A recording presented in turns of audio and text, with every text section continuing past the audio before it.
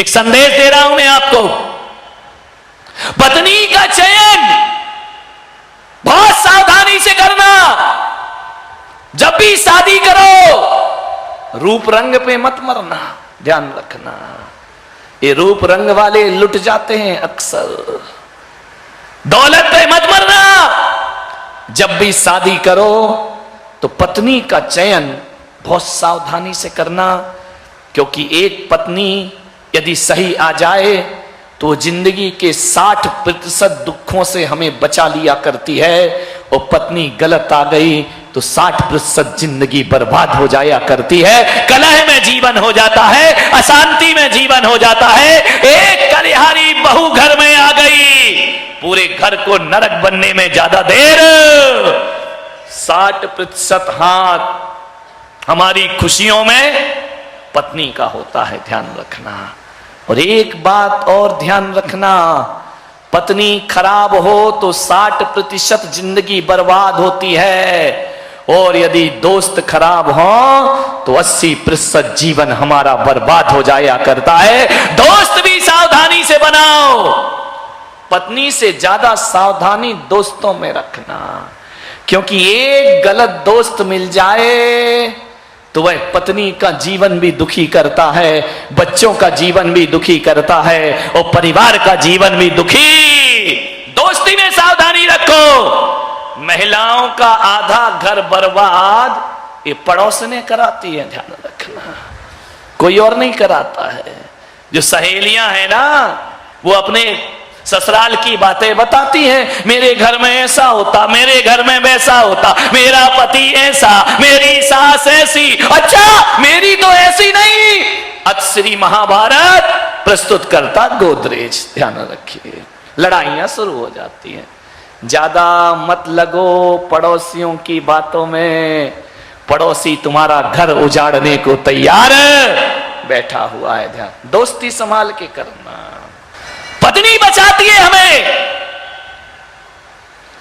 एक बात याद रखना, यदि पत्नी सही हो तो वह गलत कार्यों से हमें बचाएगी, और दोस्त गलत हो तो हमें गलत कार्यों में जाकर के फंसा दिया करता है। इसलिए बहुत सावधानी रखो मेरे बच्चों, युवाओं, बहुत सावधानी रखो। बहु बेटियों से निवेदन है कि जिंदगी को सही बनाना है तो दोस्ती बहुत सही लोगों से होना चाहिए।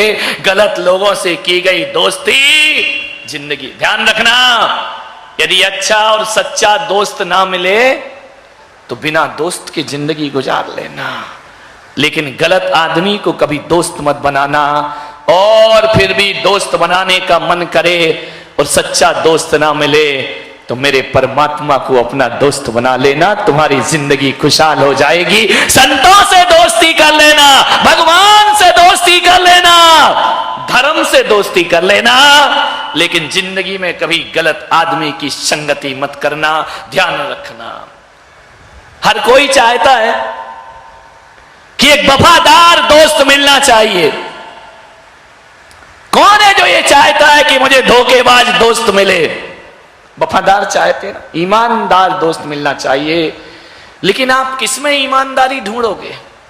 इस दुनिया में देखने जाओगे 100 साल की उम्र कम पड़ जाएगी और ईमानदार आदमी ना मिल पाएगा इस धरती पर। किसे आप सच्चा मानोगे? किसे आप वफादार मानोगे? मैं आपसे निवेदन करता हूं, कल तक जो अच्छा था आज बदल जाता है, उसका नेचर स्वभाव बदल जाता है, उसकी भाषा बदल जाती है।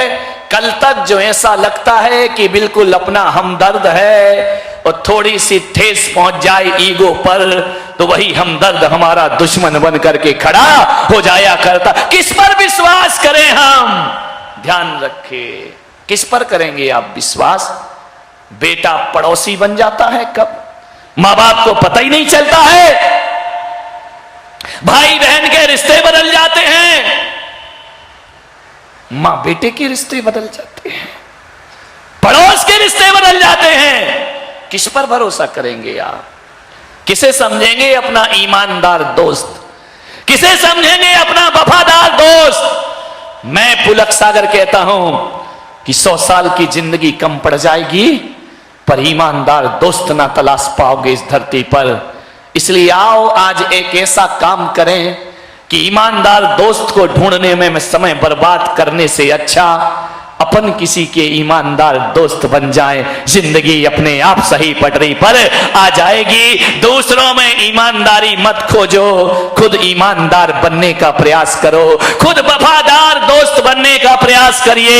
यदि हम ईमानदार हो गए तो सारी दुनिया अपने आप ईमानदार हो जाए। दूसरों में ढूंढते हो सच्चाई।